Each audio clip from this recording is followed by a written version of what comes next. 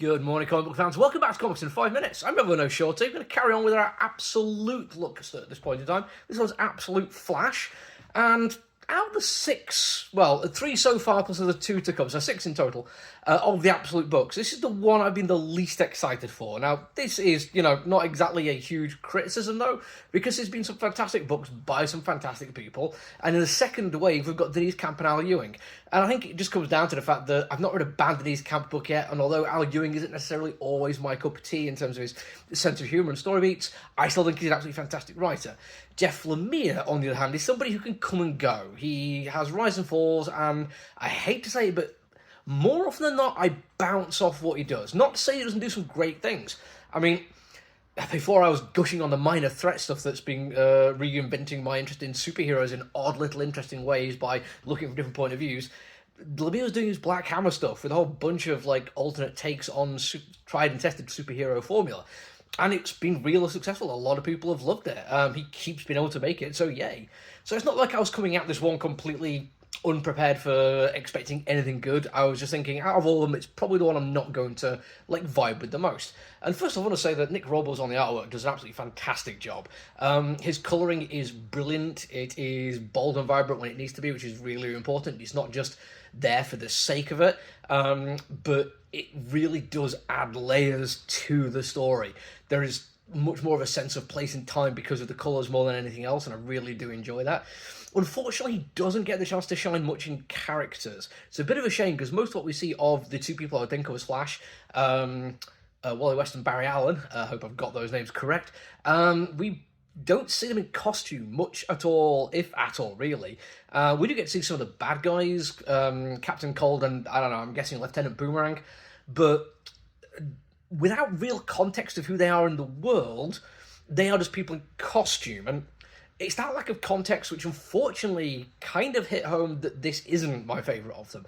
Not to say I actively dislike it, but I can't help but compare the previous Absolute stuff to this one.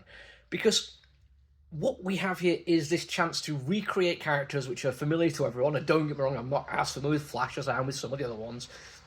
And I've been reading it since Spurrier started, but before that I have barely dipped my toe into the water. I still occasionally have to remind myself which one of them is married to which other ones, and it's all this whole thing.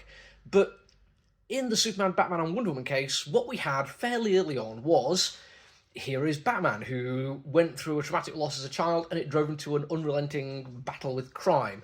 And over the course of the next few issues, we get more into his more into his backstory and who the characters are in his world. With Superman, we get the idea that he is the last son of Krypton, that he has powers beyond mortal man, and it makes him an enemy of corporations and capitalists because he's fighting against them to save working class people. And then through the issues, we get a little bit more about why he's doing that and what necessarily his powers are, and it's all for the good.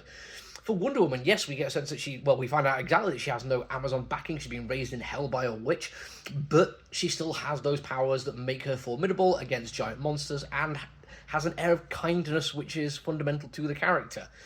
With Flash, what we get is, Wally West has no friends, his dad doesn't like him much, so he goes and hangs out with some older guy called Barry Allen, potentially interrupts something, and as a result of it, has some powers.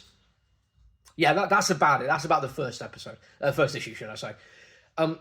You do know he's going to go fast because he's called the Flash. We know who the Flash is and what he does.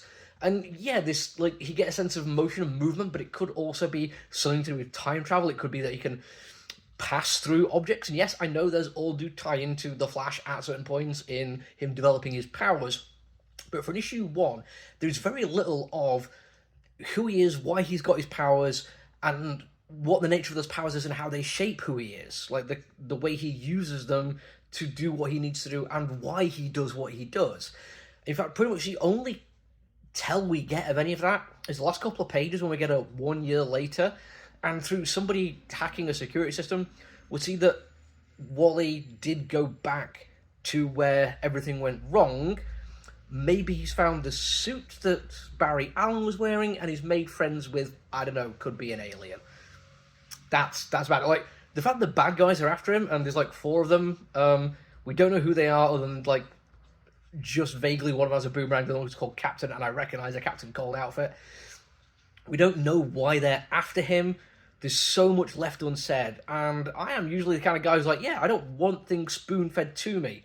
But when you're taking an established character and doing something different, I feel like just hitting some of those notes for why it's different and what those differences mean to the character are important enough to put in an issue 1, and it sets everything else up to give you a chance to look into the backstory of how they got there through the rest of them. Maybe it's just because that's what they did in the first 3, and I really enjoyed them a lot. I don't know, but this one, it just left me wanting more, but not in a way where I'm excited for more in a way that just left me unsatisfied, and that's not great, unfortunately. But I will say, Nick Robles did a great job. Keep it up.